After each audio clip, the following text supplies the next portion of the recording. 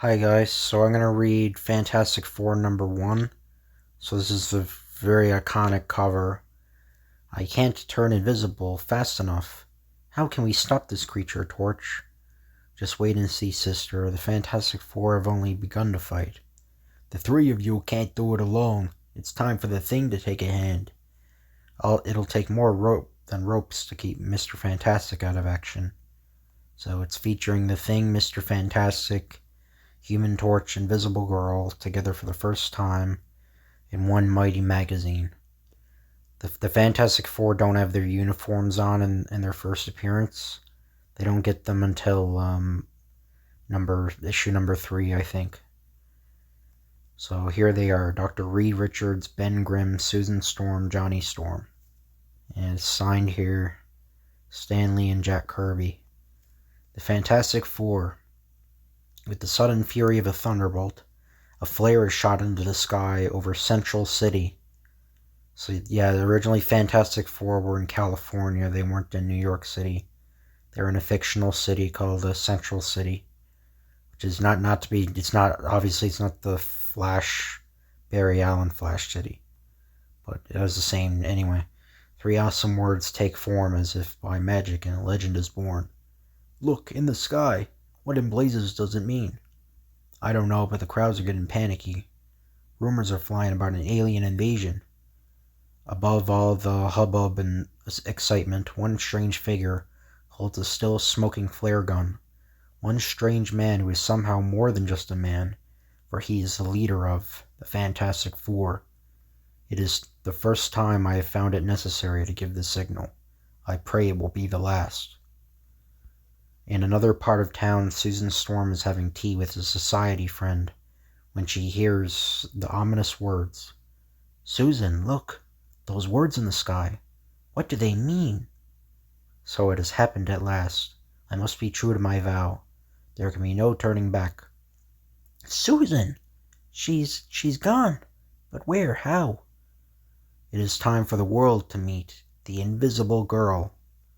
Hey, what's going on? Something rushed past me. Something unseen. Stand aside, I have no time to lose. It's a ghost. Just what I need, an empty cab. Boy, what a dull day. I might as well cruise around until I pick me up a fare. Thank you, I will get out here. Okay. Huh? Wait, who said that? What? Don't just sitting there gaping, man. Take your money. I'm hearing things, seeing things. Or not seeing them. Gangway, I'm getting out of here. It works. I really am invisible. Completely, totally invisible. There can be no doubt. Now all that remains is my mission. But let us leave the amazing Invisible Girl and turn our attention to a men's clothing store in another part of town. I'm sorry, mister, I just don't carry anything big enough to fit a man your size. Bah, everywhere it is the same. I live in a world too small for me. Look out the window in the sky. Those words, the Fantastic Four. What can they mean? So, the time has come. Wait, don't bother taking off your coat. I told you we haven't anything in your size. Your size? Oh no! What a relief to get rid of those tight rags. Why must they build doorways so narrow? Holy smoke! A monster! Pete, look, what's that? I don't know, but I ain't taking any chances with it. Halt! Halt or I'll shoot! Okay, I warned you. His first shot missed because he was so nervous, but he'll not get another chance. Did he see that? He ripped the manhole cover out of the ground with his bare hands. It's impossible. I have gone far enough. I should be under my destination by now. But there is no manhole above me, no opening. Bah, I cannot delay. I'll make an opening. See, a Thing doesn't talk the way he does, like I'm used to him. Like, he talks like a Brooklyn accent, but in this first appearance, they never fleshed that. They never gave him that yet. So I'm kind of going back and forth. What is that right in front of me? What is that right in front of me? Oh no, it's alive. Fool, you did not see me in time. Or did you not see me in time? It's a walking nightmare! Help! Help! Lily-livered cowards. It ain't human! It's too big, too strong! It's a Martian! Minutes later, the police riot squad reaches the scene. There's no one here. Streets deserted. Then who put in that danger call? I don't know how to explain it, but there's something weird happening in Central City. Those words in the sky. Those scattered reports of monsters walking the streets. But what does it add up to, Chief? What? What does it add up to, indeed? Perhaps if the police officers could witness still another scene in a local service station, they would find yet another clue, as will we. We got her purring gentle as a lamb, Johnny. Good, that's the way I like her. There's only one thing in the world that interests me more than cars. Yeah, what's that, Johnny? Hey, Johnny, look! In the sky, those words. They're all coming together. They're turning into a number. The number 4. Johnny, with that heat, where's it coming from? What's happening to you? Don't worry, pal. You're turning into, gasp, a human torch. Remember me saying that there was only one thing that I care about more than cars? Well, this is it. Impossible, incredible, call it what you will, but the figure which had been Johnny Storm seconds before is now a careening human torch, flashing through the skies above like a flaming meteor. Look, a blazing, burning comet. No, it's not a comet. It's... Unless we're going mad, it's something human. Seconds later, the mayor of Central City issues an emergency order. Call the governor. Have him alert the National Guard. Move, man. Yes, sir. And before the hour is out, Washington has also taken immediate action. Red Dog to squadron leader. Attack unknown. Flaming object over Central City. Flaming object, huh? Someone must have flipped his lid. Of all the wild goose chase... Hey! Wait! What's that? It's a flaming flying object. Let's get it, guys. No, stay back. Keep away. Why won't they listen? I warned them. I tried not to burn their planes, but they came too close. At least they all parachuted to safety. That sound in the distance, it looks like a Hunter missile. It zeroed in on me. It's attracted to my flame. I can't escape it. It's too fast. It is a nuclear warhead. If it explodes, I'm a goner. Suddenly, the Human Torch's flame begins to diminish, and as the missile is about to strike him, 2 impossibly long arms reach above the rooftops and... got it. Moving with dazzling speed, one of the incredible arms hurls the mighty missile far from shore, where it explodes harmlessly over the sea. But as the flying boy's flame flickers out altogether, he begins to plummet toward Earth, toward a certain doom. Grab me, Johnny boy, that's it. Who's this unbelievable stranger who has saved the Human Torch? You're safe now, lad, you're safe. In fact, who are all 4 of these strange and astonishing humans? How did they become what they are? What mystic quirk of fate brought them together to form the awe-inspiring group known as the Fantastic Four? You all heeded my summons. Good. There is a task that awaits us. A fearful task. But there is time enough to learn of the task which faces the Fantastic Four. First, let us discover more about their origin. Let us go back to that momentous day when an angry Ben Grimm confronted Dr. Reed Richards. If you want to fly the stars, then you pilot the ship. Count me out. You know we haven't done enough research into the effect of cosmic rays. They might kill us all out in space. Ben, we've got to take that chance. Unless we want the commies to beat us to it. I never thought that you would be a coward. A coward? Nobody calls me a coward. Get the ship. I'll fly her no matter what happens. And so, led by determined Dr. Reed Richards, the little group sped toward the spaceport on the outskirts of town. Susan, Ben, and I know what we're doing, but you and Johnny... Don't say it, Reed. I'm your fiancé. Where you go, I go. And I'm tagging along with Sis, so it's settled. No time to wait for official clearance. Conditions are right tonight. Let's go. Before the guard can stop them, the mighty ship which Reed Richards had spent years constructing is soaring into the heavens towards outer space. She's behaving like a baby. Everything is perfect. Yeah, except the cosmic rays. No one knows what they'll do. Higher and higher, like a silver bullet, roars the sleek spacecraft. We had to do it. We had to be the first. But we're reaching the cosmic storm area. Hang on. Rack, tack, tack, tack. Hear that? It's the cosmic rays. I warned you about them. They're penetrating the ship. Our shielding isn't strong enough. But I don't feel anything. Naturally, they're only rays of light. You can't feel them, but they'll affect you just the same. My head, it's pounding as though it's about to burst. Ben was right. I should have waited. Should have gotten heavier shielding. Johnny, what is it? What's happening to you? I don't know, sis. My body feels hot, like it's on fire. I feel like I'm burning up. Listen to me. Somebody else take the controls. I can't handle the ship anymore. My arms are heavy. Too heavy. Can't move. Too heavy. Gotta lie down. Can't move. Ben! At that moment, the powerful ship's automatic pilot took over and managed to return the sleek rocket safely to Earth in a rough but non-fatal landing. I'm grateful we're all alive. It was mighty close. But Reed, we failed. After all your work, your dedication, we failed. Bah, what'd you expect? But we're still not completely safe. We still have to see whether the cosmic rays affected us in any way. Oh, Reed, I feel so strange. Susan, look at you, Susan. What's wrong?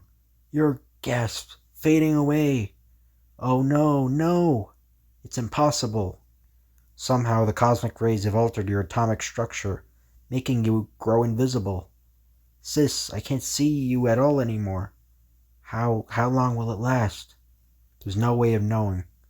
What if she never gets visible again? Look, I see her. It's myself again. It happened so suddenly, all by itself. Thank heavens you're all right, my darling. All right, eh? How do you know, wise guy? How do you know she won't turn invisible again? How do you know what'll happen to the rest of us? Ben, I'm sick and tired of your insults, of your complaining. I didn't purposely cause our flight to fail. And I'm sick of you, period. In fact, I'm gonna paste you right in that smug face of yours. Ben, stop. Wait. Look what's happening to you. You're changing. Don't try to tuck your way out of it, mister. I'm gonna mop up the place with you. Run, Reed, darling. He's turned into a sort of thing. He's strong as an ox. Reed, darling, bah. How can you care for that weakling when I'm here? I'll prove to you that you love the wrong man, Susan. Hey, what? No, you don't. You've had this coming to you for a long time, Ben. Oh, Reed, not you too. Not you too. What am I doing? What happened to me? To all of us? You've turned into monsters, both of you. It's those rays, those terrible cosmic rays. Now I know why I've been feeling so warm. Look at me, they've affected me too. When I get excited, I can feel my body begin to blaze. I'm lighter than air. I can fly. Look, I can fly. Minutes later, Johnny Storm's flame subsided, and he landed near the other three. Silently, they watched the small fire he had started in the underbrush burn itself out. Silently, they were each occupied with their own startling thoughts. We've changed, all of us. We're more than just human. Listen to me, all of you.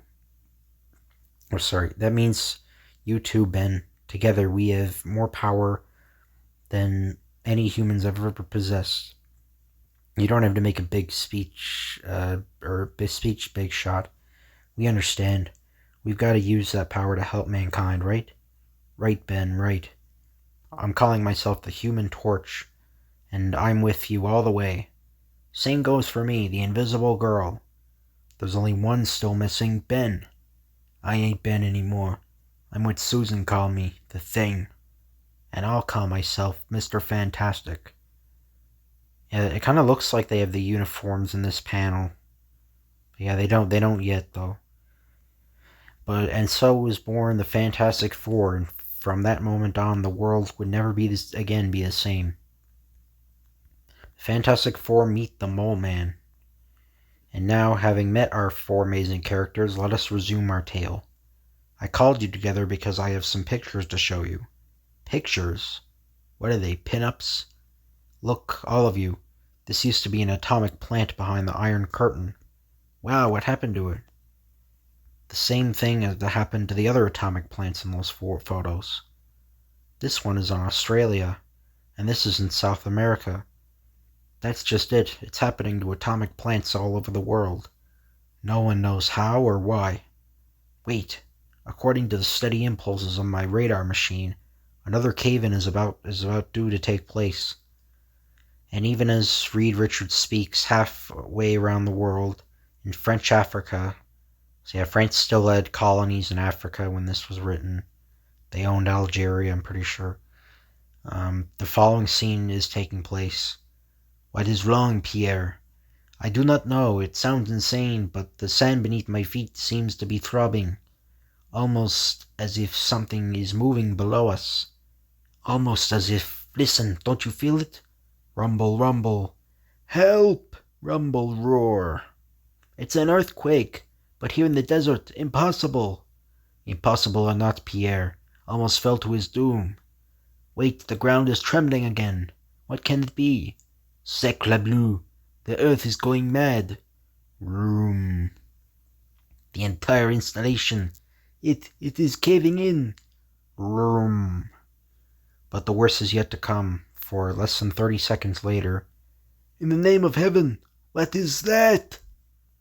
What indeed is a gigantic pair of claws, the like of which have never been seen on Earth, or on any planet in the universe. It is unbelievable, mind-staggering, but real. Artillery! Bring in the artillery! Hurry, hurry! Artillery. Of what use is artillery against a creature whose hide is powerful enough to dig its way up through countless tons of hard rock earth? Artillery.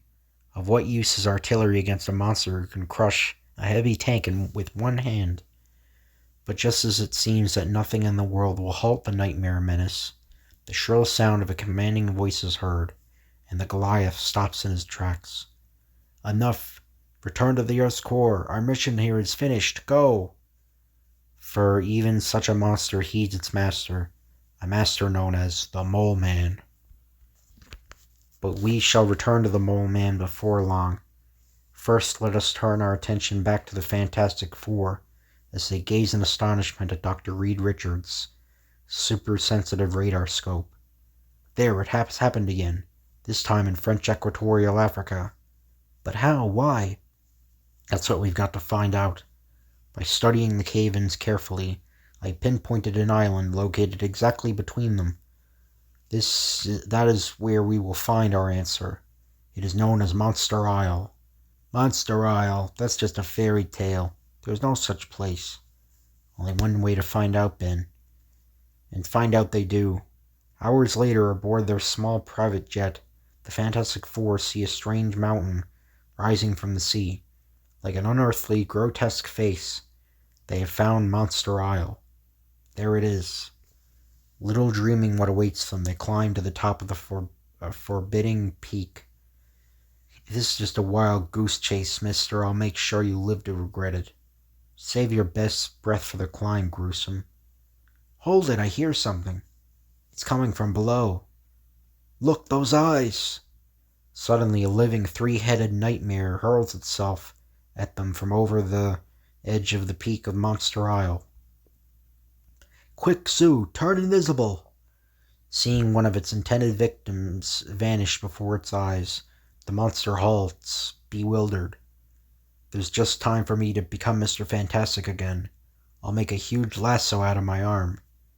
Got him. I've heard there was a giant three-headed creature guarding this isle, but he shall guard it no longer. But before Mr. Fantastic and the Human Torch can catch their breath, Look out! It's a cave-in! Hold on, Johnny, hold on! Gulp. Lucky Sue and Ben weren't with us at the edge. Finally, the amazing duo float down to the bottom of the pit. It's pitch dark. What sort of place can it be?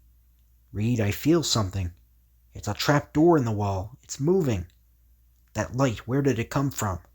It's blinding. I can't see. I'm blacking out. It might be minutes or hours later when the two men regain their senses only to find themselves garbed in strange adhesive-type clothes, which protect them from the blinding unearthly glow. My head. The light, it actually caused us to lose consciousness. But how do we get into these suits? So you have recovered, have you? It's about time. Who are you? I can't see. And where are we? The reason you cannot see, you are blinded by the glare from the Valley of Diamonds. And as for me, I am the Mole Man. The Mole Man's secret. Before we witness the breathtaking conclusion of our amazing tale, let us gather together all the loose ends. Let us return to the two members of the Fantastic Four who did not fall below during the cave-in. Reed and Johnny, gotta find them. Wait, that noise behind me. What? But other ears also hear the menacing sounds, and other eyes behold the frightening sight. The eyes of the Thing. Duck, Sue, out of the way. Let me handle him. The second gigantic guardian of Monster Isle is powerful beyond belief, but he is fighting an enemy whose every atom has been charged with cosmic rays, an enemy who can't be stopped. You've done it, Ben. You've beaten him. What did you expect? I'm the Thing, ain't I? Now let's go and find that skinny, loudmouth boyfriend of yours. Oh, Ben, if you could only stop hating Reed for what he happened to you.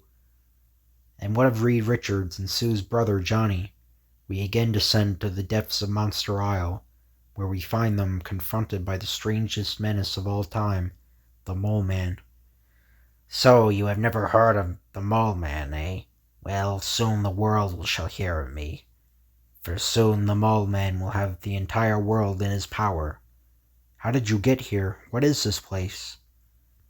It all started long ago because the people of the surface world mocked me. What? Me go out with you? Don't make me laugh.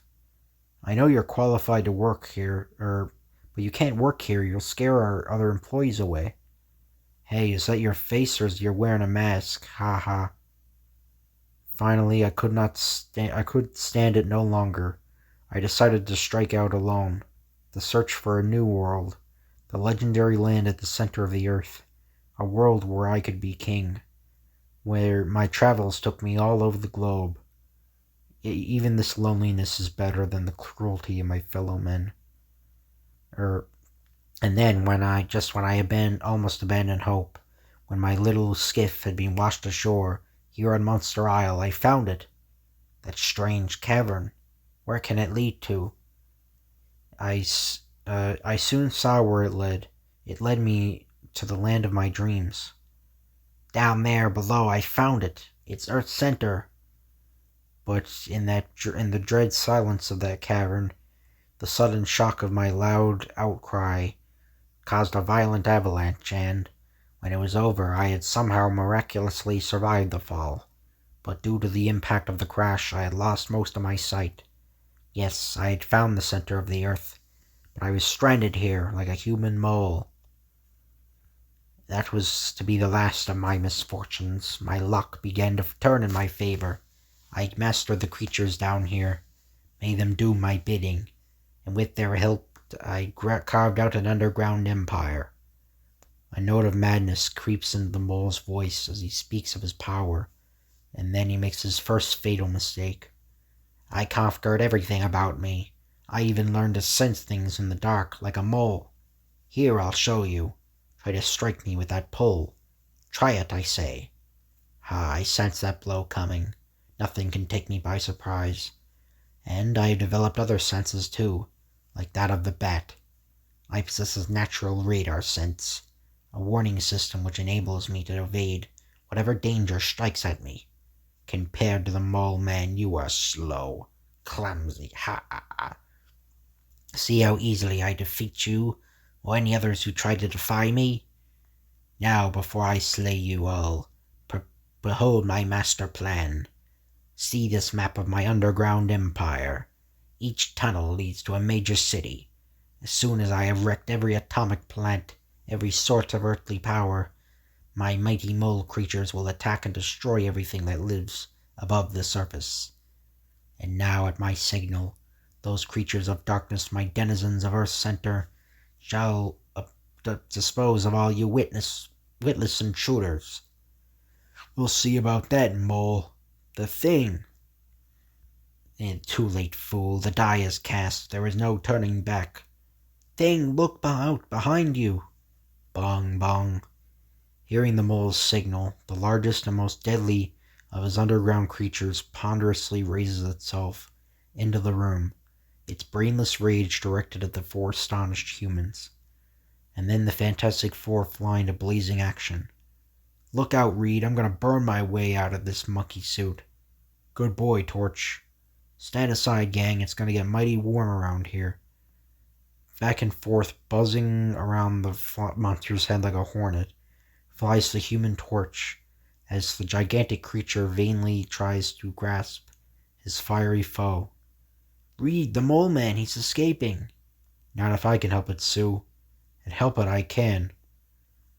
Moving like a well-oiled machine, or fighting machine, the Fantastic Four, with the deadly Mole Man in their grasp, race for the surface, but then their evil antagonist seizes the signal cord again, and, "You haven't won yet. Even you can't defeat all my Under-Earth horde. Hurry, Reed, hurry. Can't you even hold on to one little guy?" And then they come like figments of a mad nightmare, roaring, running, snarling, the Mole Man's entire army of underground gargoyles. But they hadn't counted on the unbelievable power of the Human Torch, flying between his fantastic allies and the pursuing horde. He blazes a fiery swath which melts the soft earth. This will cause a rock slide, sealing us off from those creatures. We did it! We're free! And the entrance to the Mole Man's empire is sealed forever. Moments later, but where is the Mole Man? I left him behind. He'll never trouble anyone again. And the words of Mr. Fantastic are indeed prophetic. Seconds later, he's destroyed the entire isle. He sealed himself below forever. It was best that way. There is no place for him in our world. Perhaps he'll find peace down there. I hope so. I just hope we haven't seen the last of him. But whether we've seen the last of the Mole Man or not, we will see the much more of the most amazing quartet in his history in the next great issue of the Fantastic Four. Don't miss it. So yeah, that's the end of that comic. It's a very iconic comic. I've seen someone, like a really old, I think it's like a 2000s recording of Fantastic Four #1. I think it was actually done by Marvel. I'm not sure. It's on YouTube. But anyway, I hope you guys enjoy this video. If you could like, comment, or subscribe, that would be appreciated. Thank you. And I'll see you guys later.